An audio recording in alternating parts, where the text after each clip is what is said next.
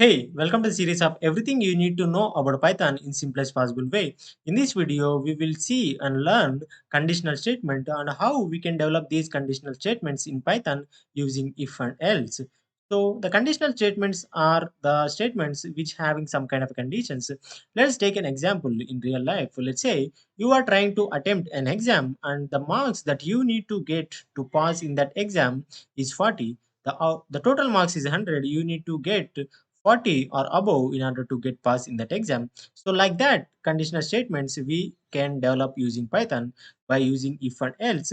Let us go ahead and see how we can develop those kind of conditional statements. Let's say if to before going to do that, we will be knowing the syntax for this if and else. Let's this conditional statements. I have a keyword if in Python. We have a keyword if. By using this if, we can do some kind of an operations on these conditional statements. If the condition is true, let's say in here I will be having a condition. If this condition is true, here I will be writing a block of code. Block of code in any other programming languages you might be seeing flower blazes, something like this. But in Python we will be using this indentation. By using indentation we will be defining that we will be telling the Python interpreter that this is the block of code that you need to remember. You whenever this condition is true, you need to evaluate this block of code. Like that we will be telling to the interpreter of Python. So if this condition is false, what I can do? So there is some other keyword called else.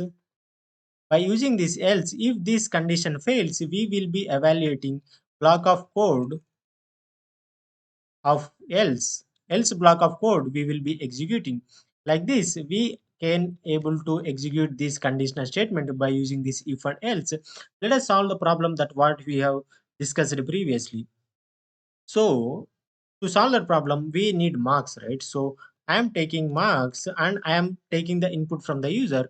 How to take input from the user we have discussed in our previous videos, and I want this input as in integer types. That also we have discussed in our previous videos. I am taking the input, enter the marks. So I am reading the marks here. So here comes the main important thing of conditional statements. I am mentioning if. Here I am mentioning the marks conditions. Let's say the marks should I get in order to pass is greater than or equal to 40. Then only I will be considered that particular person as marks. So I am printing as congratulations, and I am also writing you have passed in this exam. So this is the block of code that I am defining inside of this if. So whenever this condition true, then this block of code will be executed. So that is how I am writing.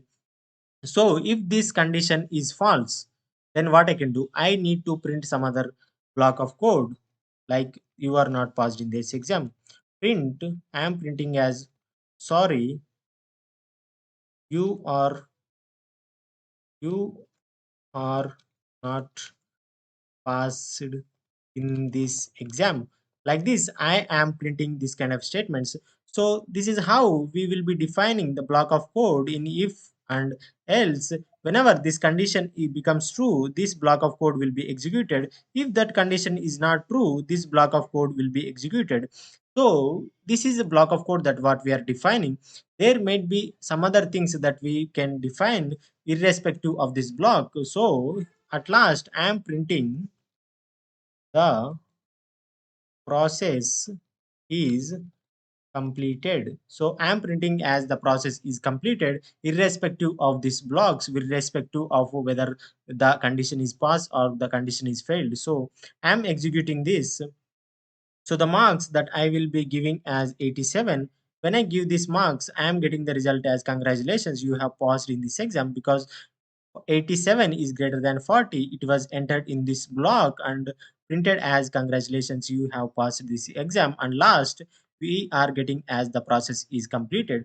So I will check with another test case. Let's say I am giving 35. If I enter this 35, it was returning, sorry, you are not passed in this exam. So because this resulted condition is false, because 35 is not greater than or equal to 40, because of that reason it was entered into this else block. This else block has been executed, and at last we are getting the process is completed. So like this we are getting the result as like this. So this is how conditional statements are defined in Python using this if and else.